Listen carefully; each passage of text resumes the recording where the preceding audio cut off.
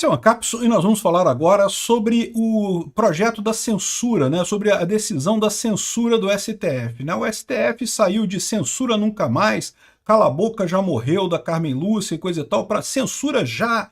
Isso, cala a boca não morreu não, vamos censurar todo mundo nas redes sociais e coisa e tal, que é o projeto que já tem maioria para ser aprovado lá no STF. Mas como eu expliquei para vocês, eles têm um problema.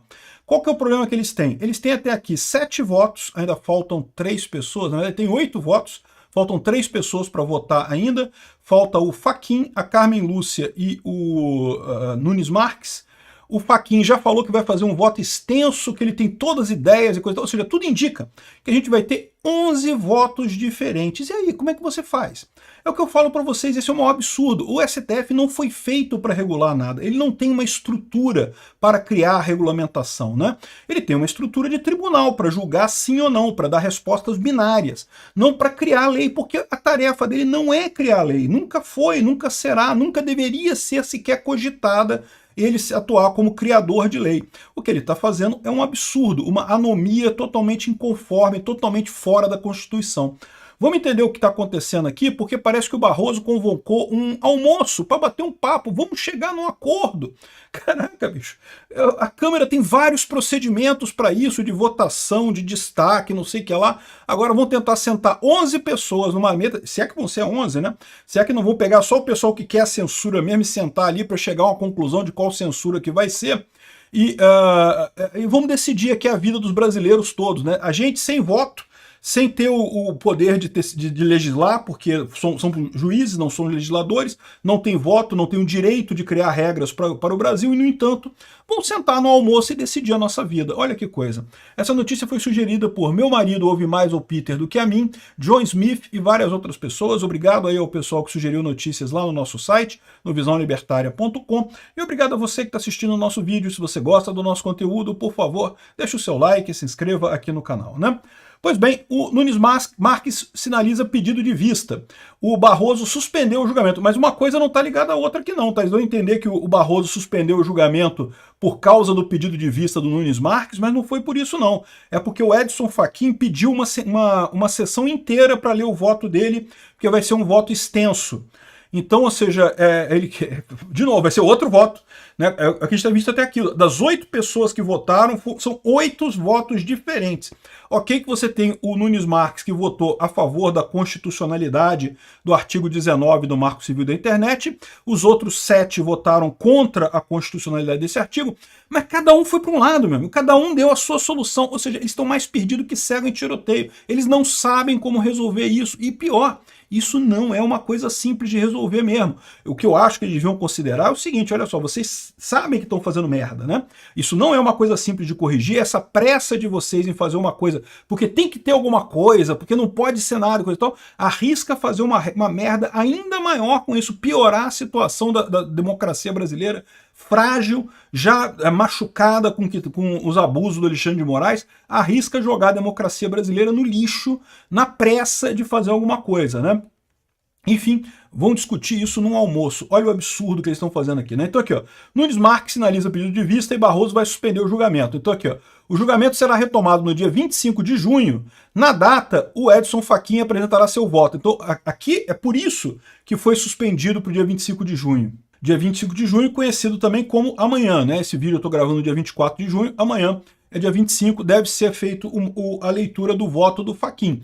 O voto do Fachin foi jogado para a próxima sessão, porque ele falou que é um voto extenso aqui. O ministro Fachin apresentará seu voto, que é extenso e com novas soluções. Ai, caramba, ou seja, vai mudar tudo em relação ao que tem aqui hoje.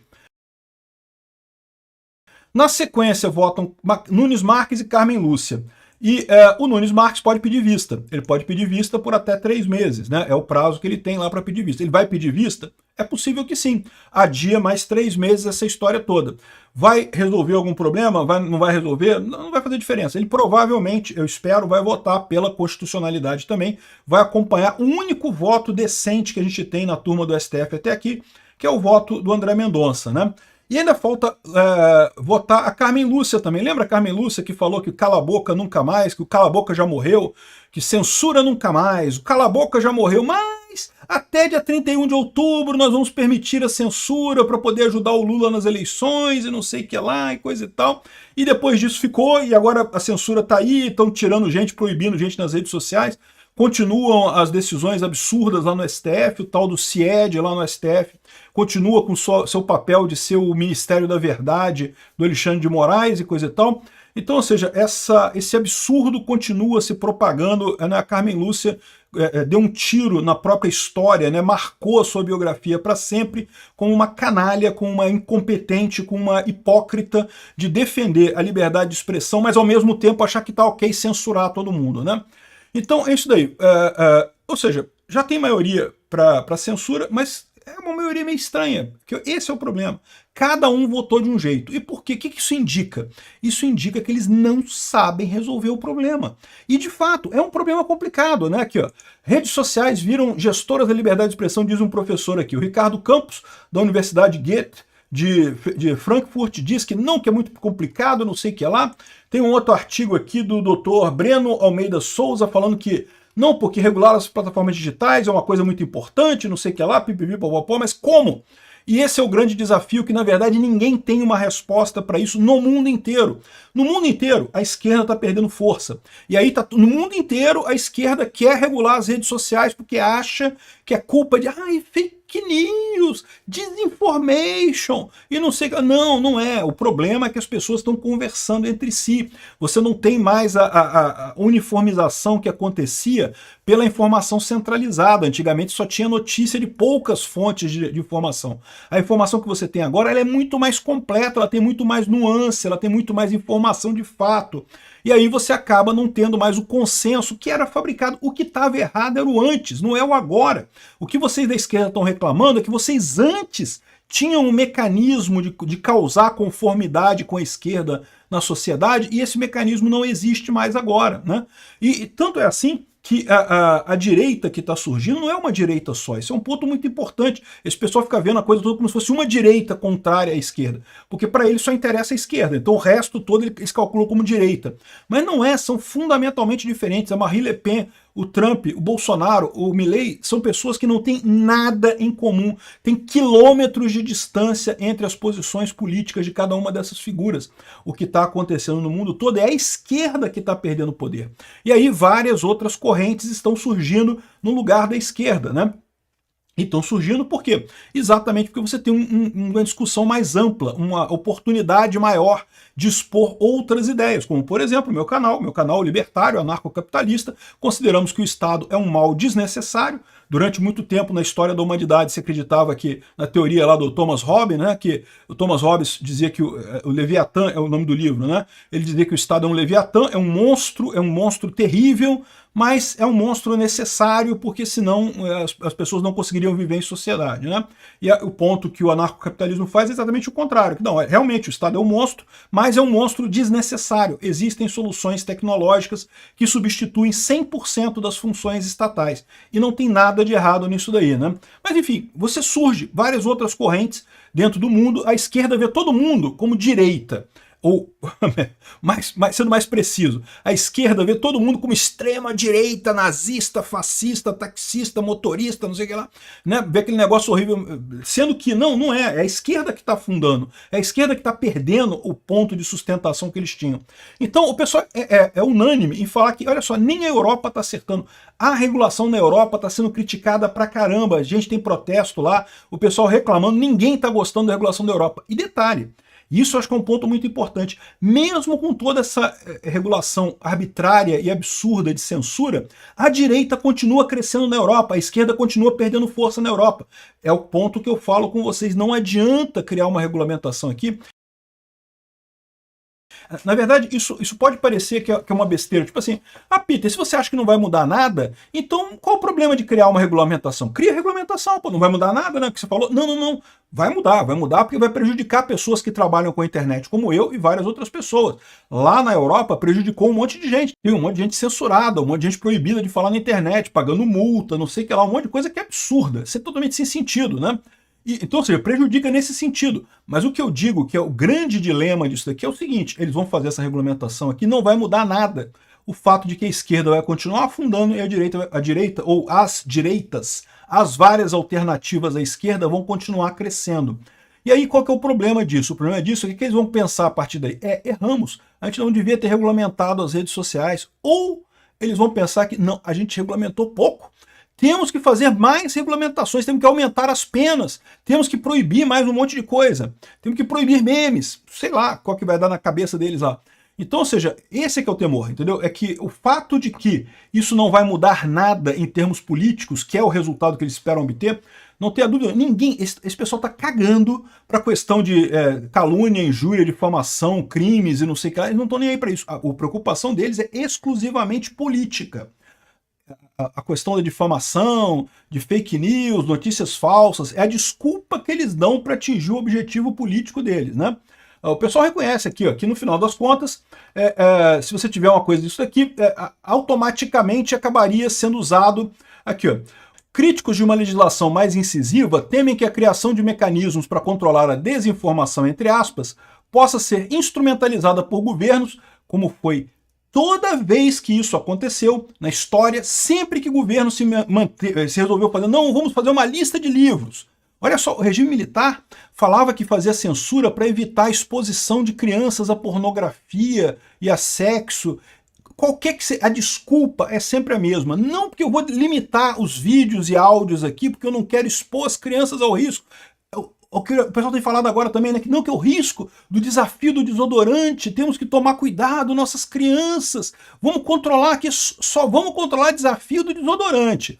Mas aí, meu amigo, para que é usado? Sempre é a mesma coisa. Usam uma desculpa para dizer que vão controlar o discurso, porque não, porque na década de 70, na década de 60, lá do regime militar, era porque não, porque tem muita pornografia, muita música com coisas pornográficas e está prejudicando as crianças, e agora é o desafio do desodorante, não sei o que lá. No final, o que eles acabam acontecendo? Acabam censurando as coisas que são da oposição, que contestam o governo. Aqui, ó, para silenciar opositores, jornalistas e cidadãos, criando um efeito silenciador.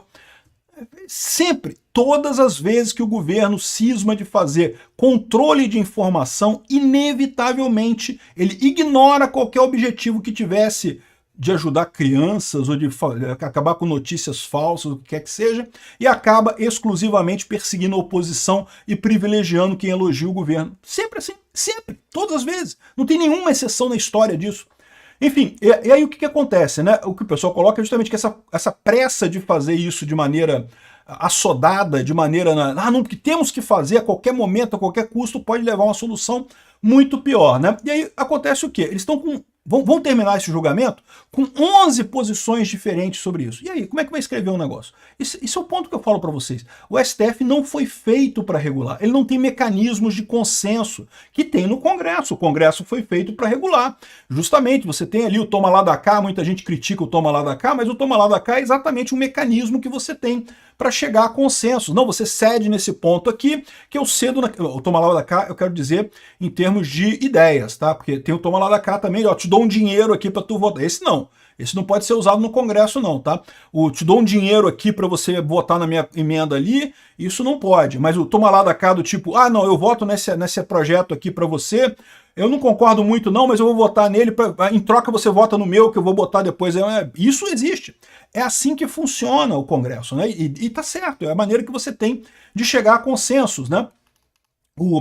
Aí o que o Barroso está fazendo agora? O Barroso suspendeu a coisa e convocou um almoço decisivo para definir regras de regulamentação das redes sociais. Aí minha pergunta para o Barroso é a seguinte, isso vai ser documentado? Vai ter princípio da publicidade? Vai ser gravado esse almoço para a gente ouvir o que foi discutido? Porque a gente tem esse direito, né? Afinal, vocês estão legislando. As sessões da Câmara, exatamente por esse motivo, são todas gravadas. Se alguém reclama, se alguém fala a favor, se alguém quer uma coisa, quer outra, fica tudo registrado ali na Câmara.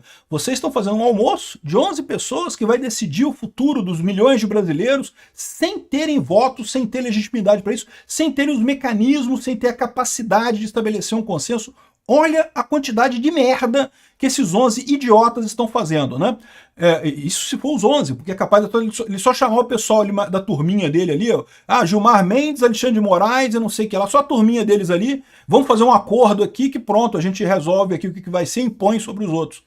Não duvido nada. Acho um absurdo, acho extremamente temerário, acho antidemocrático esse papo de não, vamos fazer um almoço aqui, não sei o que lá, aqui, ó. Barroso convoca almoço decisivo para definir regra de redes sociais. Porra, que porra é essa? A gente não vai ficar nem sabendo? A gente não vai, no plenário do Congresso, você pode ir lá na coisa e olhar, né, para ver o que os deputados estão votando, pode xingar o deputado, ô filho da puta. A gente vai poder fazer isso no almoço do Barroso com os outros caras também, porque é um absurdo, isso é inconstitucional, isso é totalmente errado, isso mostra que o STF está fora do seu elemento, ele está agindo fora do dever constitucional dele. Obrigado por assistir o vídeo até o final. Além de curtir, compartilhar e se inscrever no canal, considere se tornar patrocinador com valores a partir de R$ 1,99. Clique no botão Seja Membro abaixo para saber as condições e vantagens de patrocinar o canal. Mais informações sobre o nosso projeto, visite nossos sites indicados na tela.